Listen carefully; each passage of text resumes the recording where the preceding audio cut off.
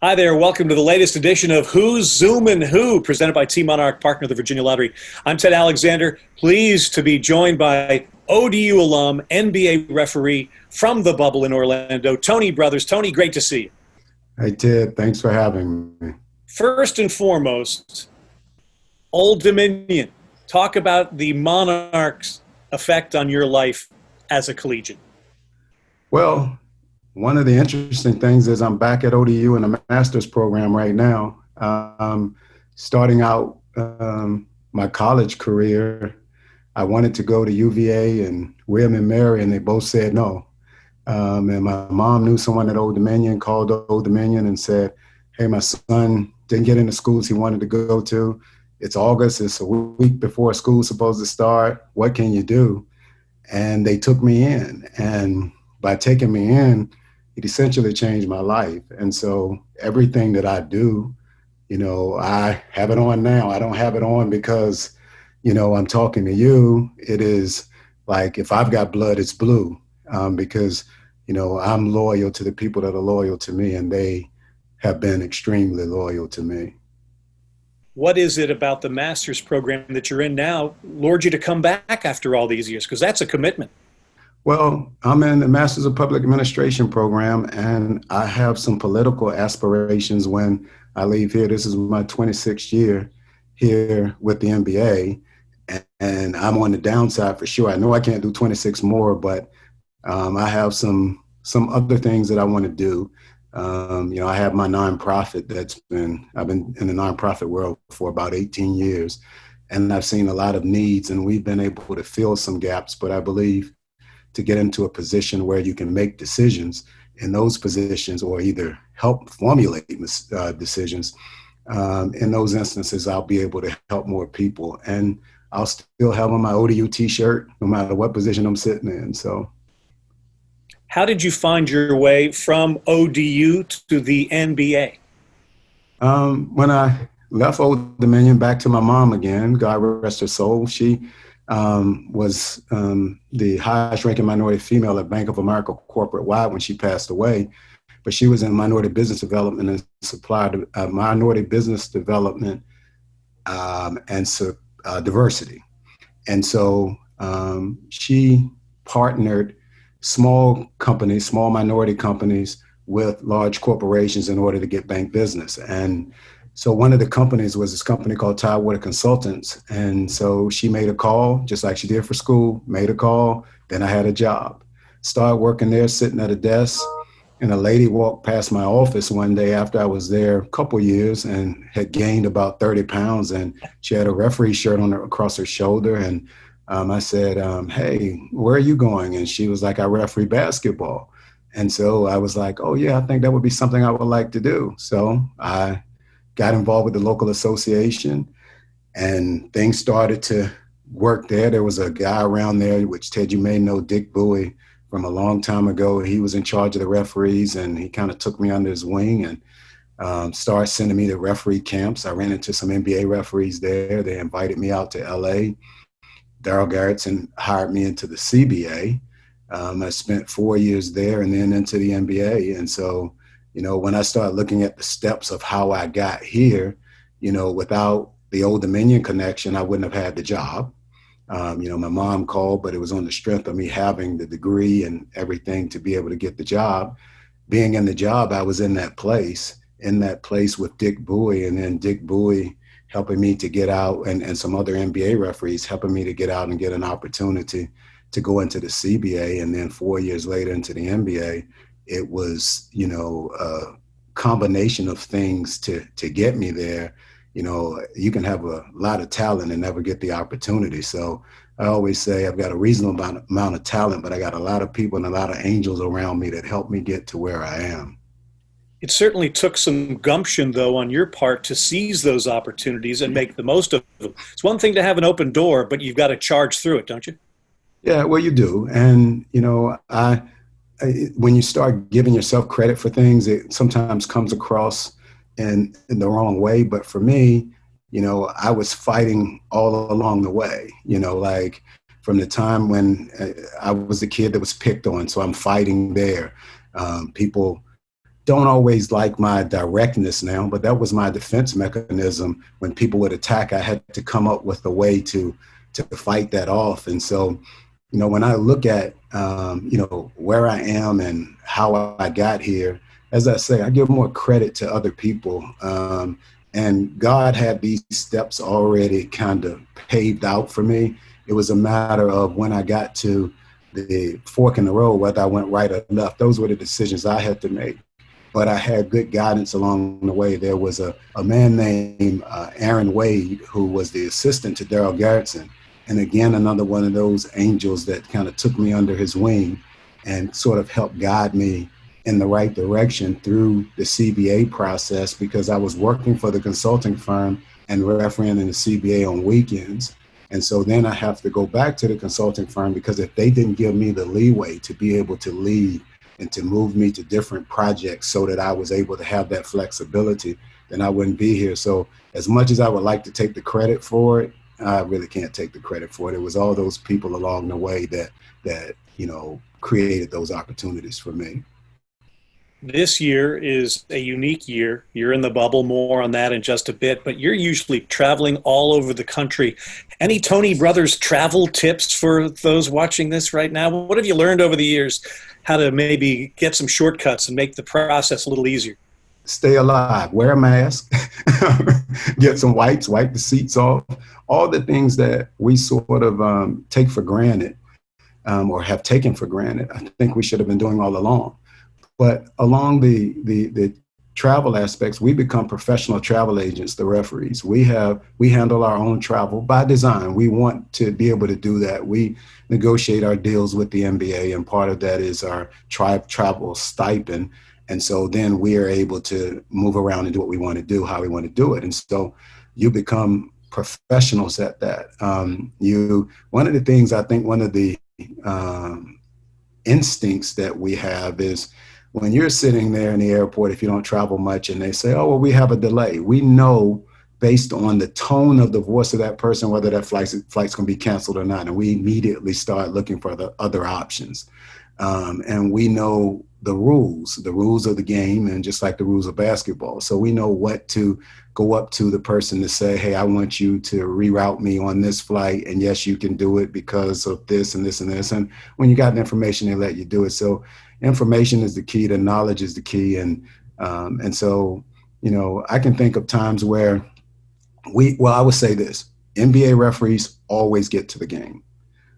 In my 26 years, there's never been a game that I was supposed to be at that game that I did not get to that game. And I would say, as a group in those 26 years, that there may be one instance where the referees did not make it to that game, but very few. Any close calls? Yeah, and that wasn't because of weather. It was because we took the wrong turn on the way to Milwaukee from Chicago. And we're riding down, Dick Pavetta's driving, and we're riding down, I don't even know the numbers of the interstate, but all of a sudden we see this sign that says Rockford, Illinois. And we used to have a CBA team there. So it's Dick Pavetta, Jason Phillips, and myself. And Jason is talking. He was like, yeah, it's the Rockford sign. I remember when we used to go to Rockford and we're talking another 15 minutes about Rockford. And they say, Rockford? Wait a minute, we're going the wrong way. And so Pavetta ends up, we turn and go, and the next sign says Madison, 43 miles, and we need to be in Milwaukee. So we end up making it over to Milwaukee about, I'd say, 25 minutes before the game started. And the powers that be, our scheduler at the time, he says, look, nobody knows you guys were late or whatever. And so we get there and we walk out on the floor, and Doc Rivers is coaching in Boston at the time, and that's who they're playing. And we walk out on the floor, and Doc points at his watch, and he's like, I heard you guys were late. And I'm like, they said they weren't telling anybody. But that's the closest call that I have ever had. But we still were out there in time for the game to start. No travel issues when it comes to the bubble this season, but certainly a uniqueness physically and mentally for you. What's a typical day like for you in the bubble?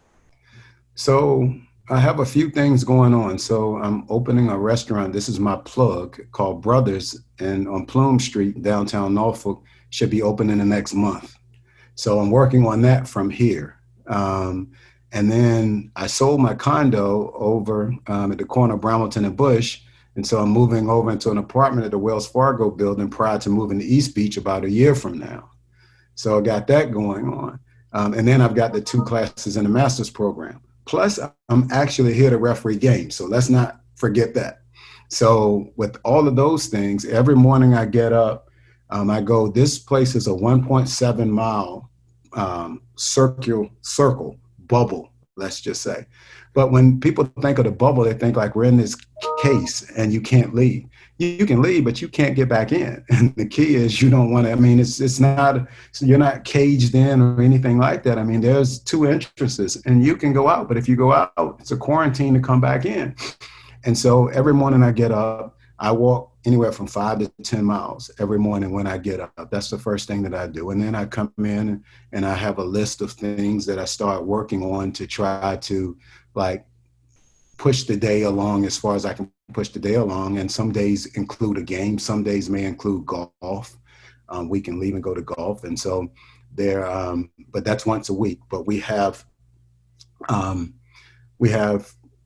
there's a cafeteria area. Well, I call it the cafeteria. It's not cafeteria food. I mean, there's steaks and sea bass. And I would like for you to think that like, woe is me, but the NBA takes extremely good care of us here.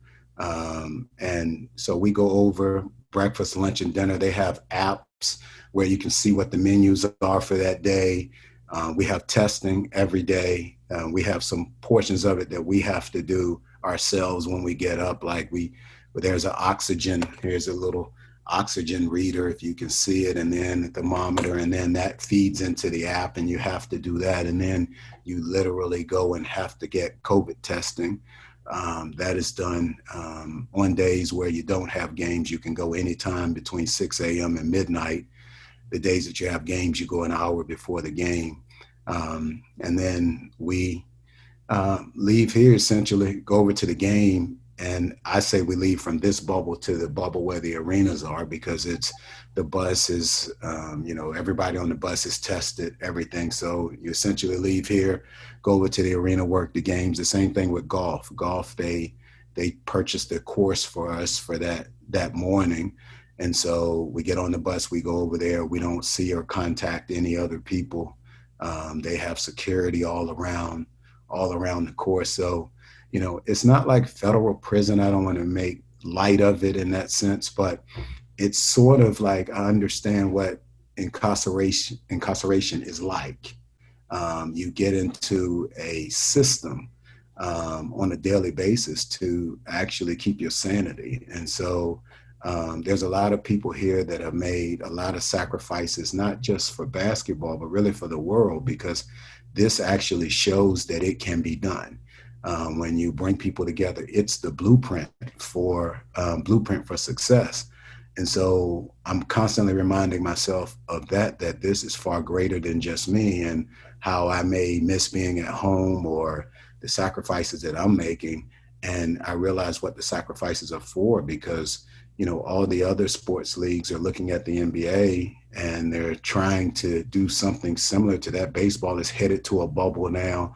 But we were the first to leave the scene, recognizing that there was an issue and potential problem, and we were the first to come back. But they made sure, like I started out telling you, they made sure they thought out this before they just jumped into it. And I can tell you that I am in the safest place. They say this is Disney is the happiest place on earth. I am in the safest place on earth right now.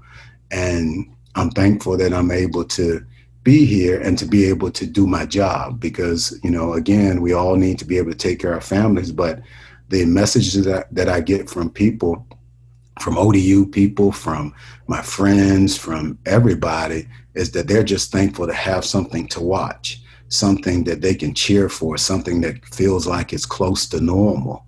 And so I'm less worried about what my day looks like or feels like than I am making sure now that they're okay. My concern is that we're almost at the end.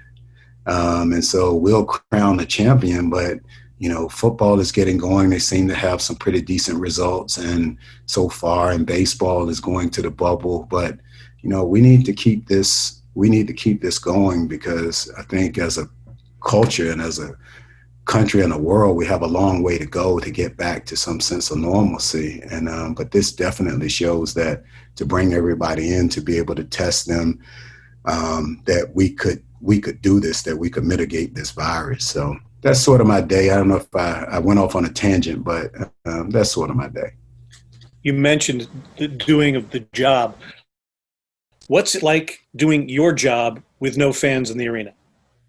It allows me to get to the next play quicker. So if you can imagine, you call something and the place is going nuts because it's just their team. They could see it on the replay and the guy hitting the face, his tooth is laying on the floor and blood is trickling out, and it still won't matter. They feel like, you know, there was a disservice done to their team. So I think that the quality of play and the quality of officiating is better because, one, we don't have the whole travel component where you're going back and forth from series to series. The teams are going back and forth. The fans, I miss the fans. I don't think that there should ever be any sports without fans. I mean, that element you need. And so it's different. It's not better in the sense of the environment itself, but I think when you couple not having fans and then you have the lack of travel and all those things, I think it takes a lot of the stresses away. But those are the things that really make my job worthwhile, is to having the people boo me. We're sort of a twisted kind of being where, you know, I take pride in the fact they're booing me. That means the home team doesn't feel like I'm a homer, you know, and that's always the thing you hear growing up is he's a homer. He wants this team to win, that team. I could care less who wins. I want the best team to win. You know, this is a league of 30 teams that we come back year after year after year. And a lot of times the same players end up being coaches, you know, and so if you really think about it, like, why would it matter to the referees? But people, it's so easy to, you know, sort of dive into the referees, and they're the reason we lost, because when you come back the next year, you got to feel like you at least got a chance. And I can tell you this, that every time ODU has a football game, the referees cheat, in my mind, because it's just how we're wired. I yell at them. I get so mad at those referees out there. But, you know, at the end of the day, it's just like whatever type of blood, whatever color blood you're bleeding. So replay, friend, foe, wonderful tool, evolving. What's your thought on the use of replay? I think it's great. I mean, I don't, whatever, my job is to do what they tell me to do. And this isn't a political answer. This is just for real. My job is to do what they tell me to do. If they have a tool, and I say with replay, there's about 14 or 15 different things that we can look at. And those things are very difficult decisions to make. And as I said earlier, I don't want to impact history with no ability to straighten out what may be out there and attached to me going forward, or a team working so hard to get to a certain point, and there's one call in the game that I make that changes all of that. So the fact that they have a coach's challenge, I think it's great. Whatever it says that we do, we do. The fact that we have the ability to look at these things and to get these things right, I do think it's still evolving. I think it will probably always evolve, because our game is such that it creates something different every night. I mean, it never fails, and something that you just could not have planned for. And I think the only downside is where there are certain things that we're able to do when we look at replay, and certain things we're not able to do based on the rule. And so sometimes it's like, didn't they see this? Well, yeah, but that's not something that we're able to change as a result of replay. So again, as I say, the way the NBA works, when something becomes an issue, they seem to think it out. So what we're doing here in the bubble now is what NFL referees were doing all along. The crew chief now explains what we just did when we were at replay. And I think that's helped a lot, because now you're not relying on the announcers to try to figure out from what they saw, because they may not know the nuance of the rule. So now we have that tool, which I know that's going to continue. At least I hope that's going to continue even beyond the bubble, that we will have that, because that provides a way for us to give an explanation.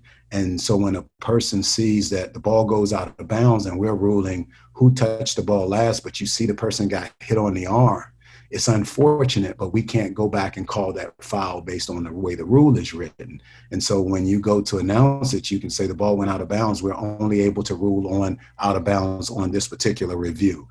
And now at least it puts it in some context. But like I say, any of the tools that they have for us that's going to make our job more transparent to the people watching the game. They're still going to text my cell phone. They're still going to make me into the worst person in the world on Twitter. But anything that we have to try to, ease that a little bit, I'm all for it. Last question for you, Tony Brothers. And again, we thank you for the time. For those that are watching this and getting inspired to maybe put on that zebra shirt and follow your path or try and get started in that path, how can you teach someone, A, to get tougher skin, and B, to earn the respect of those they're working with? Well, I think so. Working with, if we were to say coaches and players, I think those two things kind of contradict themselves as far as tougher skin and working with people. I think there is, when you start out, you have this toughness, want to have this toughness about you. I'm not going to let anybody push me around. But the longer you've been around, the more you realize that this is really about communication. It's not about toughness. It's not about invoking your will, but it's also not about succumbing to the will of others.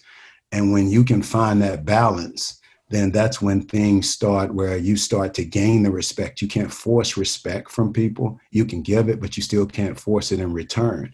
And so what I have found is that when you make good decisions, people recognize those that make good decisions. As I said, the black and white is easy. The gray is what it's about. And consistency and fairness is one of the things that all coaches and all teams are looking for, understanding that human beings make mistakes.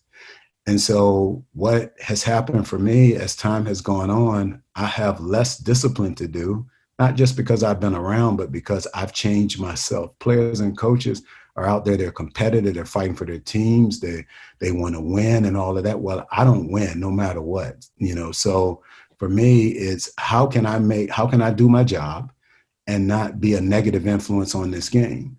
But I'm still required to maintain discipline and order out there. And so what I would say to those that want to be referees, and actually I am in charge of 33 high schools in the Hampton Roads area. I have Norfolk, Portsmouth, and up in Williamsburg, I have schools up there. And I have a core of referees that I work with and train. And so we're dealing more now with making good decisions.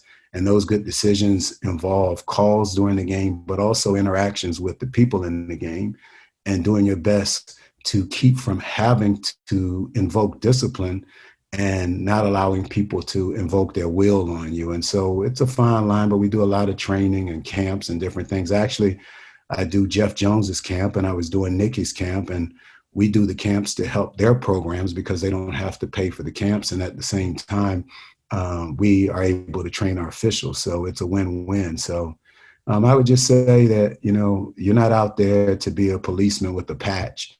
You're out there to be fair and be consistent. And so that's what I try to do. And, hopefully, I'm still here in the bubble. Our thing is it's a reward system when you get to the playoffs. And so, if I make it back to the finals again, then obviously I'm doing a pretty good job of doing the things that I'm telling you that we should be doing. And when I'm not able to do that anymore, then I'll run for office. Tony Brothers, ODU alum, current master's program student, we thank you for the time. Stay safe down there in the bubble. Enjoy the ride. And don't forget, the restaurant is Brothers, and it's on Grand. On Plume Street. Plume Street. There you go. More to come, though. More to come. Can't wait to get there. Well, thank you, and appreciate the time, and we'll be watching. All right. Thanks, Ted. Tony Brothers joining us on this edition of Who's Zoomin' Who, presented by Team Monarch partner, the Virginia Lottery.